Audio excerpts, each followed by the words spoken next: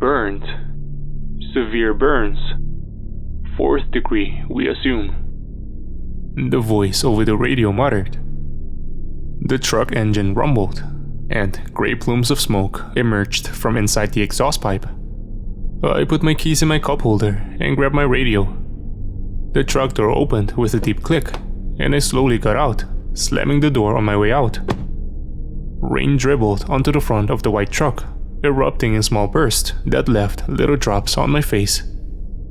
The concrete was wet, creating a glossy and frothy effect along the road. A brick corridor separated me and the gloomy morgue I worked at for years on end. I walked to the back of the truck and fidgeted with the lock. How was the burn caused? I asked the man. Faulty equipment inside the ship. At least, we assume. We haven't had any confirmation, but from what we assume, it had to have been a mechanical mishaps. We couldn't find or recover any other bodies. They must have been pulled out to space when the interior was punctured. Is the information about the accident classified? I questioned him once again. As for now, yes, government officials will notify us when necessary.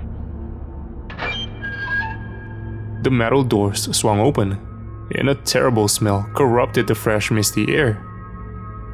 It had the stench of rotten roadkill, searing in the sun. I cringed in horror, yet I had smelled the same thing a million times, and somehow I hadn't gotten used to it. I grabbed the cold metal stretcher and pulled it out of the truck. The tarp over the body fluttered in the wind, and it was as if the corpse was alive, grasping for another chance. I faced forward, right in front of the gray concrete ramp.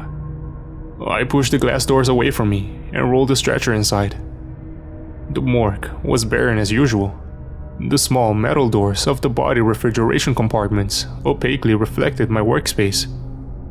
I placed the charred body onto the silver autopsy table in front of me. I began to undo the tarp on the carcass. I reached into a small cardboard box beside the table and pulled out a latex glove and snapped it snug onto my hand. To begin the autopsy, I carefully chose a small surgical knife and began a small incision on his upper abdomen, where the burns and blisters were located. The epidermis was black and flaky, like a burnt steak left on the grill for hours on end. The skin seemed to sizzle in smoke the deeper I got into the corpse.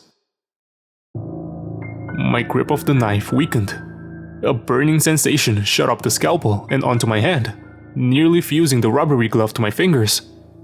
The blade flew out of my hands and I stumbled back, bumping into a small metal table and dropping my clean pewter-like tools. Help! I screamed in agony, writhing around, trying to take in the pain. God damn it! Somebody please! I cried once more. I looked for my phone, looking around desperately, but I realized I had left it in the truck. No one came to help. It's ironic. There were dozens of people around me, and they were dead. It was almost as if they were mocking me. Newly formed blisters appeared on my fingers, and they started to move around and bubble. I ran frantically to the sink, grasping my wrist. My hand, searing, managed to turn the faucet on, and a cold stream of water blanketed around my blistered appendage. My fingers flaked up, like the body I was operating.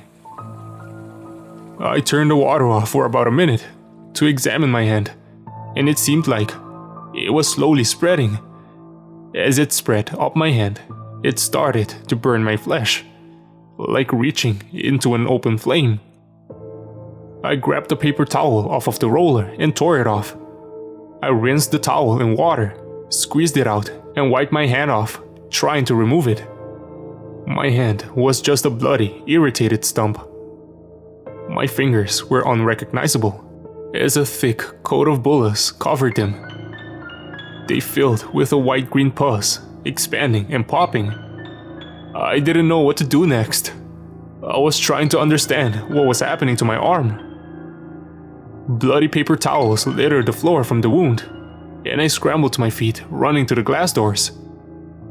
I pushed the doors, tripping down the stairs, each step sending a sharp pain in my side.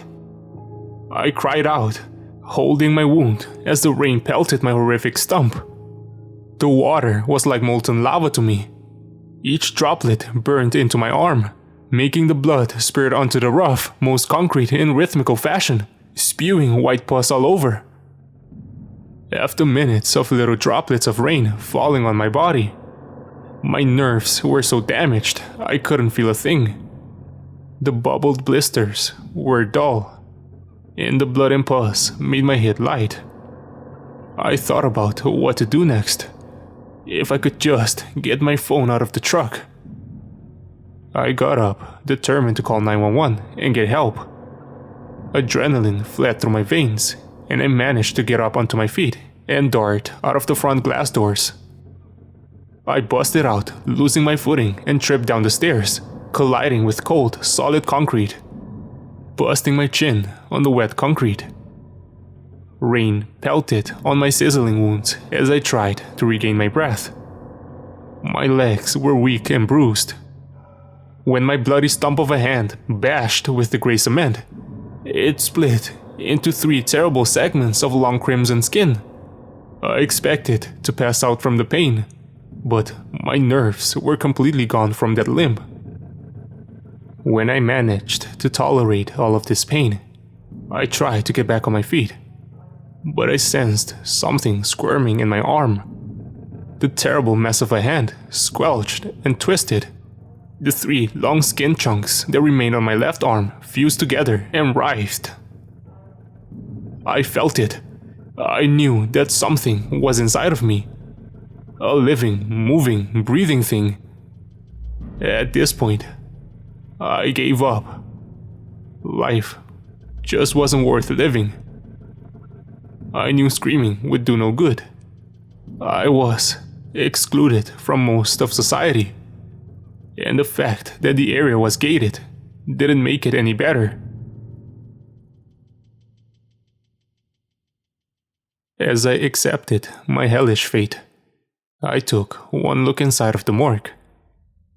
I saw something shiny, glimmering in the fluorescent light, reflecting brightly into my eyes. It was my only choice. The scalpel, I thought to myself. It was the only way. I stumbled to my feet and crawled to the 4 brick steps that led to the comforting light of my workspace. I had assurance and confidence that I would survive. I fumbled up the steps. My vision was blurry, and I pushed forward on the black iron bars in front of the glossy doors. As soon as I entered, I fell to my knees, wiping the blood from both of my forearms on my shirt. I inched forward, crawling on my aching knees and elbows. I reached for the knife and grabbed it as tightly as I could. The metal was ice cold, but my body was stiff and hot. It felt like hundreds of pins pushed into me all at once. Anxiety swept over me. The pain was surprisingly timid, and I just kept scraping and scraping. Chunks of blood and flesh fell onto the tile floor. I carved deeper and deeper. My nerves were completely sizzled, making me unable to feel anything from the elbow down. As I was shredding my hand, I saw something moving from my elbow to my neck. I smirked as I moved the scalpel upward and stabbed it into my shoulder, where the moving bulge was. My nerves were still working there, and it sent a stinging sensation along my neck. Trickles of blood were sliding down my forearm, and I reached in to grab the creature inside of me. I pulled it out, with a terrible spurt of blood following. It was a nasty little fella. Its skin was brownish red and had human-like bulging eyes. The limbs on this abomination were twisted as it struggled to escape my grasp. My head felt light, and I struggled to breathe. The puddled blood on the tile floor had been growing by the second. I closed my eyes, and everything went dark.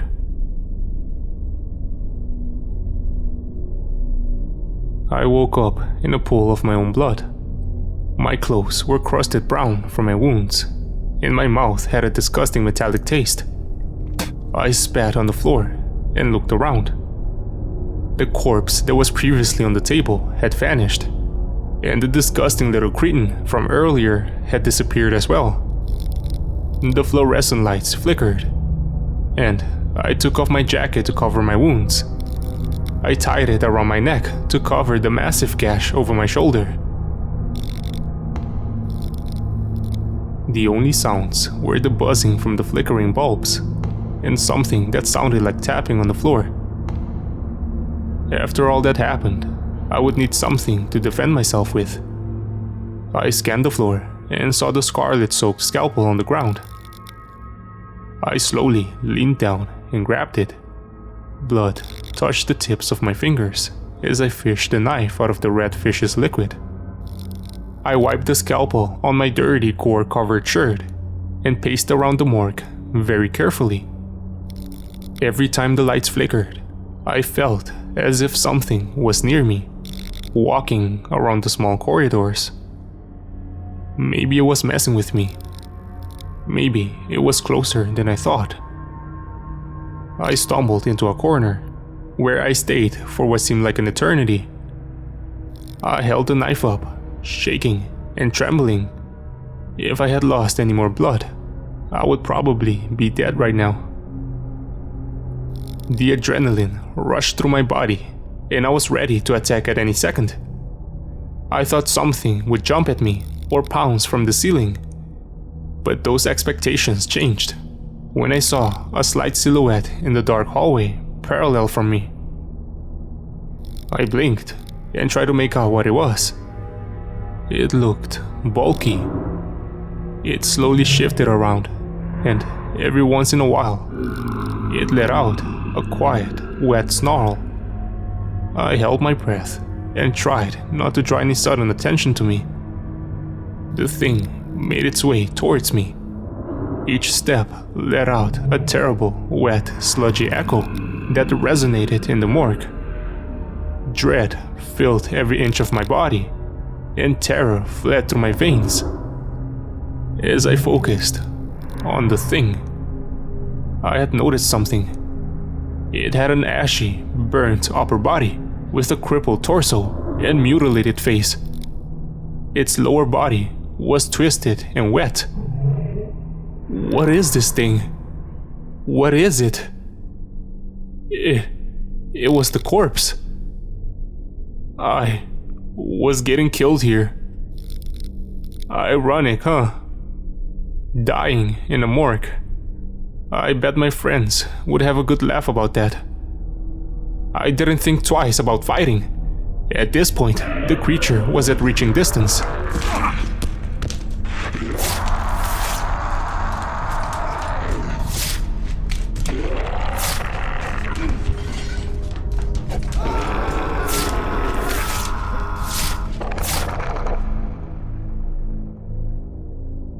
After all this fighting, I just wanted to close my eyes and sleep.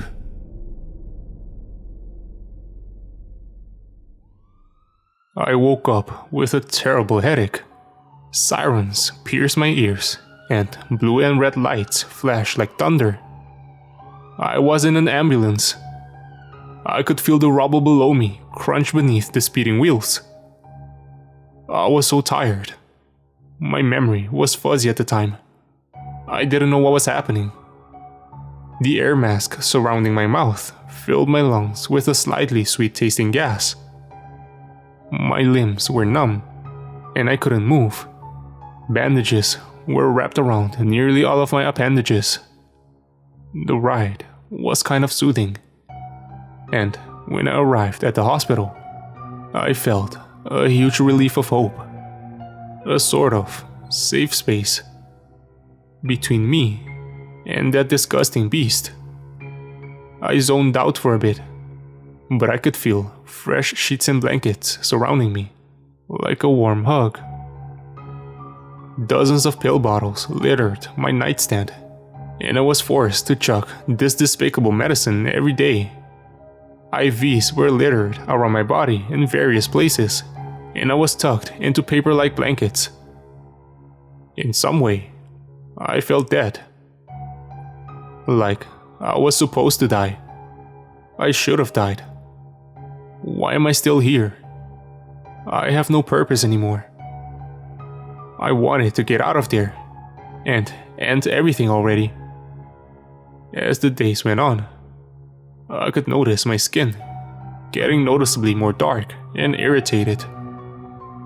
Dark veins shot through my body, and doctors came into my room regularly to check in on me. Every time they come in, they seem even more terrified than last time. I want to know what's going on, but every time I ask a doctor, they don't answer.